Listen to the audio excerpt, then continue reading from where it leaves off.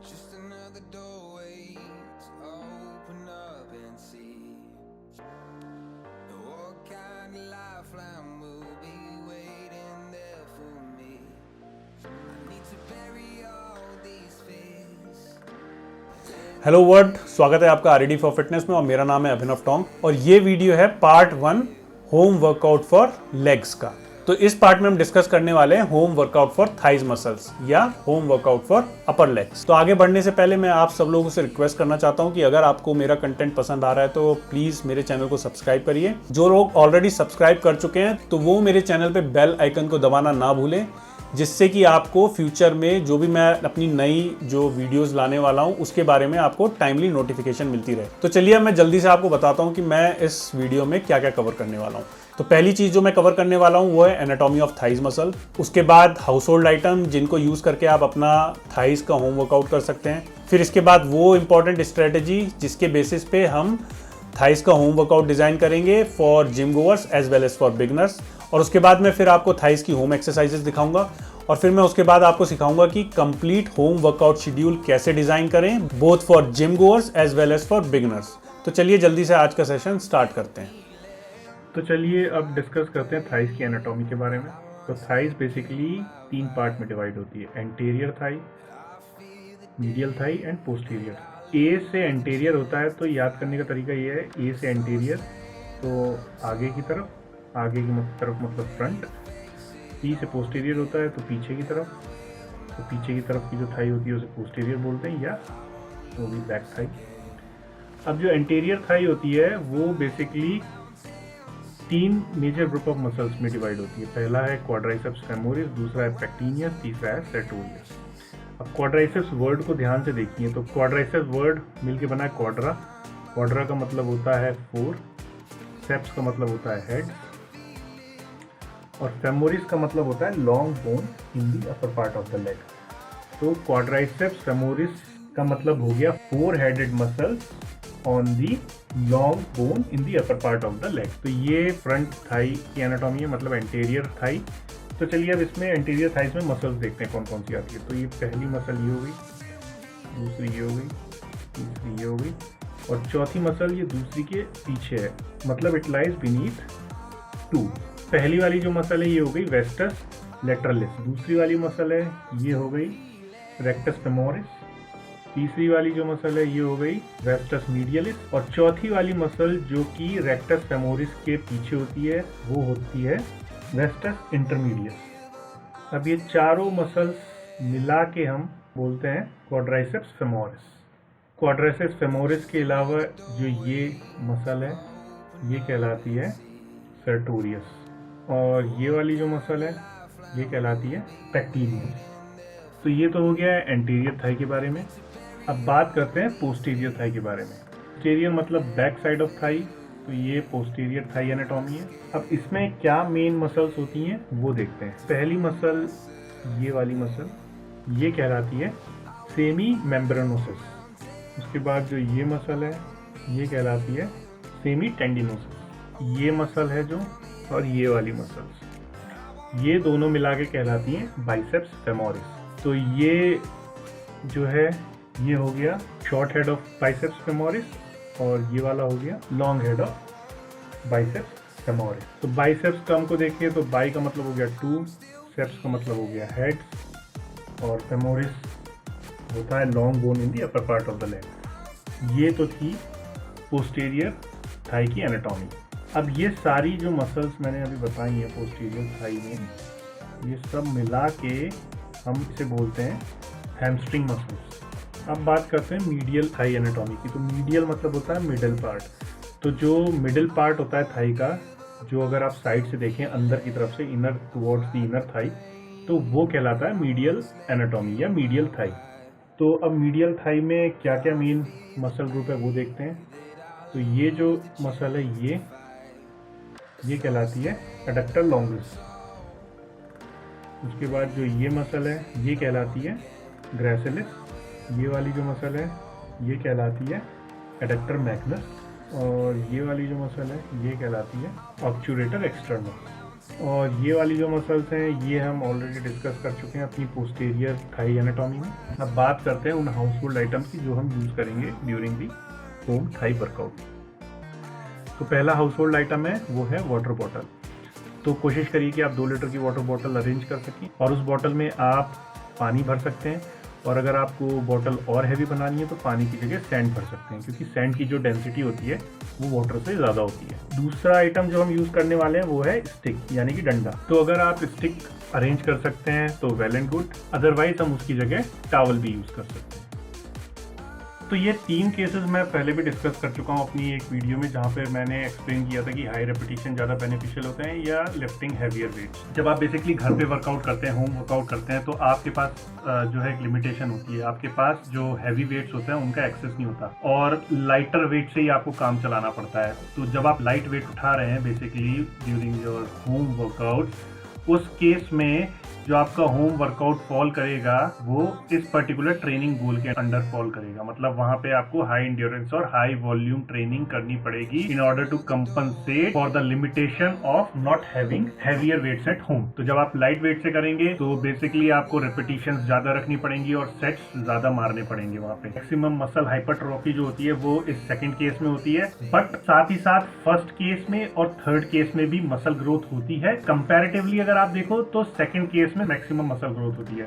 तो आप ये मत सोचिएगा कि अगर मैं घर पे वर्कआउट कर रहा हूँ हाई एंड्योरेंस और हाई वॉल्यूम ट्रेनिंग का तो मेरी मसल ग्रोथ नहीं होगी। मसल ग्रोथ जरूर होगी और साथ ही साथ आपका जो एंड्योरेंस होगा वो इम्प्रूव होगा और जो स्टेमिना होगा वो बिल्ड होगा। अब बात करते हैं स्ट्रेटेजी की। तो स्ट्रेटेजी के बारे में भी बता चुका हूँ कि जिम गोअर्स के लिए हम जो स्ट्रेटेजी फॉलो करेंगे वो ये फॉलो करेंगे कि जो एक्सरसाइज वॉल्यूम एट होम जो हम कंसिडर करेंगे अपना वर्कआउट शेड्यूल डिजाइन करने में, that should be equal to exercise volume at gym. तो ये तो हो गया हमारा किसके लिए, जिम गोअर्स के लिए, राइट। इसके साथ मैंने बिगनर्स के लिए भी बताया था। बिगनर्स के लिए हम क्या स्ट्रेटेजी डिसाइड करते हैं, बिगनर्स के लिए हम फिबोनाची सीरीज को फॉलो करके उनका वर्कआउट शेड्यूल डिजाइन करेंगे। तो फिबोनाची सीरीज होगी 0, 1, 1, 2, 3, 5, 8, 13 एंड सो ऑन। मतलब मैं अगर इसे फर्स्ट वीक बोलूँ, इसे सेकेंड वीक बोलूँ, इसे थर्ड वीक बोलूँ, फोर्थ वीक बोलूँ, fifth week and so on. तो मतलब ये हुआ कि फर्स्ट वीक में हमारा जो टारगेट एक्सरसाइज वॉल्यूम होगा वो 1K होगा, सेकेंड वीक में हमारा target exercise volume 1K, third week में 2K हो गया, फोर्थ वीक में 3K, फिफ्थ वीक में 5K एंड सो ऑन। तो ये भी मैं डिटेल में बता चुका हूँ जो पहले मैंने वीडियो रिलीज करी थी उसमें। तो किसी को डिटेल में ये समझना है कि ये स्ट्रेटेजी हम कैसे फॉलो कर रहे हैं तो आप वो वाला वीडियो जाके देख सकते हैं। तो ये स्ट्रेटेजीज हो गई जो हम फॉलो करेंगे जिम गोअर्स के लिए और बिगिनर्स के लिए। पहली एक्सरसाइज होगी सिट एंड स्क्वाट्स। तो ये बिगिनर्स के लिए एक्सरसाइज है। यहाँ पे आपको स्ट्रेट और अपराइट खड़ा होना है और जो पंजों के बीच का गैप है वो वाइड होना चाहिए, क्योंकि वाइड गैप रखने से आपका बॉडी बैलेंस इंप्रूव होता है और बिगनर्स के लिए बॉडी बैलेंस का सही होना एक बहुत ही क्रूशियल फैक्टर होता है।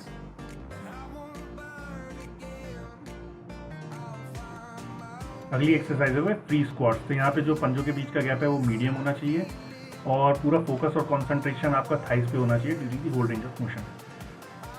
अगली एक्सरसाइज है वो वाइड फ्री स्क्वाट्स। तो यहाँ पे जो पंजों के बीच का गैप है वो वाइड होना है।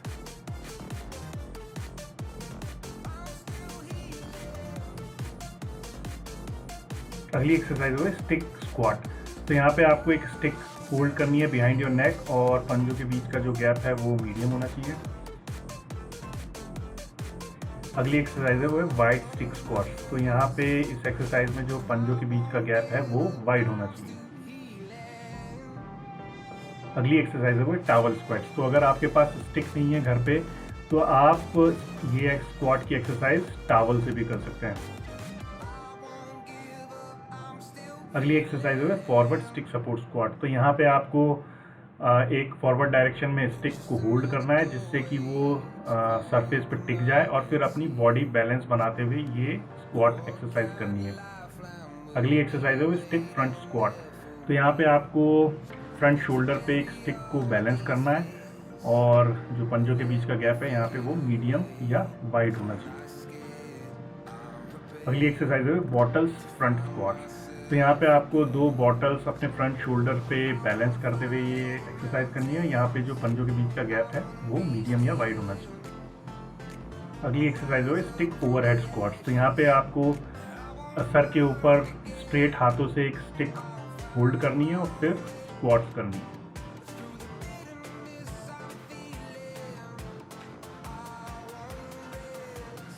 अगली एक्सरसाइज है फ्री सुमो स्क्वाट। तो यहाँ पे जो पंजों के बीच का गैप है वो वाइड होना चाहिए और टोज आउटवर्ड होने चाहिए, और फिर एक सूमो पहलवान की तरह आपको ये स्क्वाट्स एक्सरसाइज परफॉर्म करनी है। अगली एक्सरसाइज है वो है बॉटल सूमो स्क्वाट।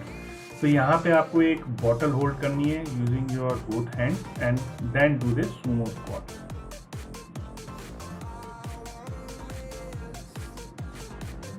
अगली एक्सरसाइज है फ्री टोज आउट स्क्वाट। तो यहाँ पे आपको पंजों के बीच का गैप मीडियम रखते हुए टो आउट पोजीशन पे स्क्वाट्स एक्सरसाइज करनी है।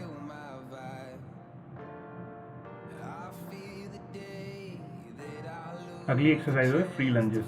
तो ये लंजेस एक्सरसाइज करते हुए आपको एक स्टेप फॉरवर्ड लेना है, बेंड करनी है नीज, जिस ऐसे बेंड करनी है कि पीछे वाली नीज जो है वो ऑलमोस्ट फ्लोर तक चली जाए, और फिर आपको you have to push yourself back to the starting position, और फिर आपको ये वाले स्टेप दूसरे वाले फीट से रिपीट करने हैं। अगली एक्सरसाइज होगा बॉटल लंजेस।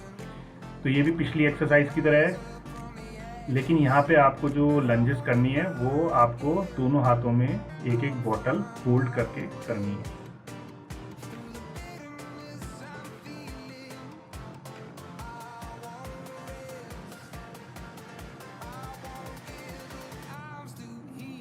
अगली एक्सरसाइज है वो फॉरवर्ड स्टिक सपोर्ट लंजेस। तो यहाँ पे आपको एक स्टिक की सपोर्ट से फॉरवर्ड डायरेक्शन में लंजेस एक्सरसाइज करनी है। अगली एक्सरसाइज है स्ट्रेट लेग डेडलिफ्ट। तो यहाँ पे आपको एक स्टिक पकड़नी है और जैसे डेडलिफ्ट एक्सरसाइज में आप डेडलिफ्ट करते हैं वैसे करनी है ये एक्सरसाइज। बस यहाँ पे आपको जो लेग है वो एकदम स्ट्रेट और नियरली लॉक्ड रखने हैं, और फिर ये डेडलिफ्ट एक्सरसाइज करनी है।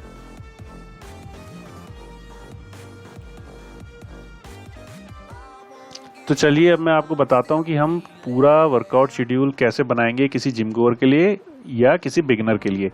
तो ये जो अभी आप सामने एक्सरसाइजेज देख रहे हैं ये एक सैंपल वर्कआउट है किसी बंदे का जो जिम जाता है और लेग वर्कआउट करता है। तो ये बेसिकली लेग वर्कआउट वाले दिन का एक सैंपल एक्सरसाइज का शेड्यूल है। तो मैंने यहाँ पे एक्सरसाइजेज लिखी हैं, फिर टोटल वेट जो लिफ्ट हो रहा है उस एक्सरसाइज में वो लिखा है, फिर रेपिटेशंस और सेट्स लिखे हैं, और फिर फाइनली हर एक्सरसाइज के लिए मैंने एक्सरसाइज वॉल्यूम कैलकुलेट किया है।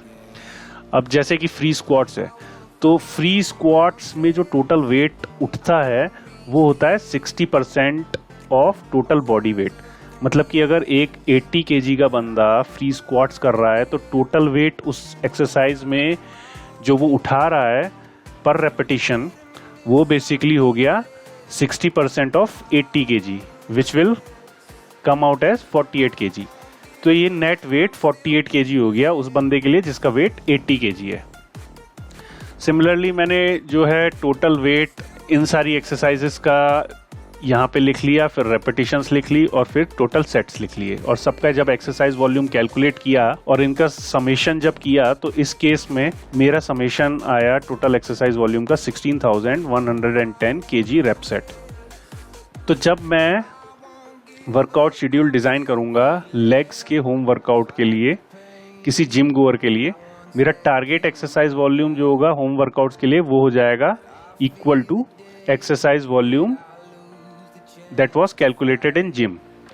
तो यहाँ पे मेरा टारगेट एक्सरसाइज वॉल्यूम हो गया 16,110 kg रेप सेट, या ऑलमोस्ट 16,000 के आसपास ले लेते हैं। तो मैंने जो भी अभी एक्सरसाइज थोड़ी देर पहले आपको दिखाई थी वो सारी एक्सरसाइजेज मैंने यहाँ लिख ली, उसमें टोटल कैलकुलेटेड वेट कितना आ रहा है वो लिख लिया और रेपिटेशंस और सेट लिख लिए।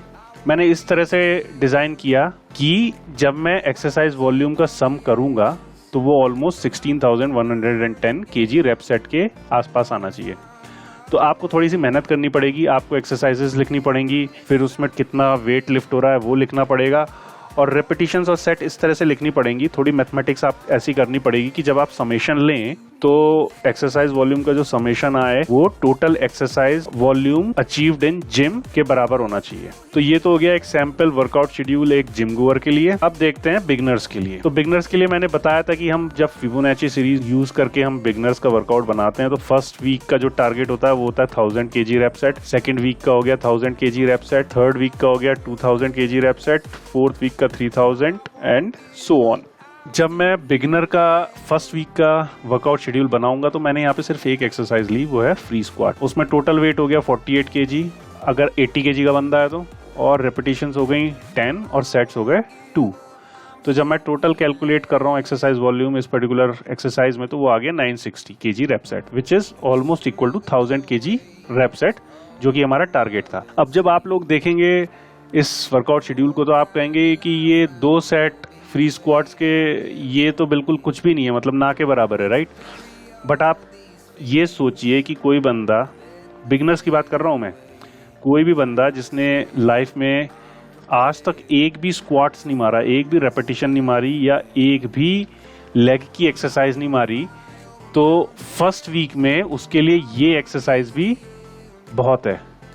ये डिसेंट अमाउंट ऑफ एक्सरसाइज उस बंदे के लिए जिसने कि आज तक लाइफ में कोई भी लेग का वर्कआउट नहीं किया। बेसिकली इस तरह से हम जो है वर्कआउट शेड्यूल डिजाइन करते हैं लेग्स के होम वर्कआउट का, जिम गोअर्स के लिए और बिगनर्स के लिए।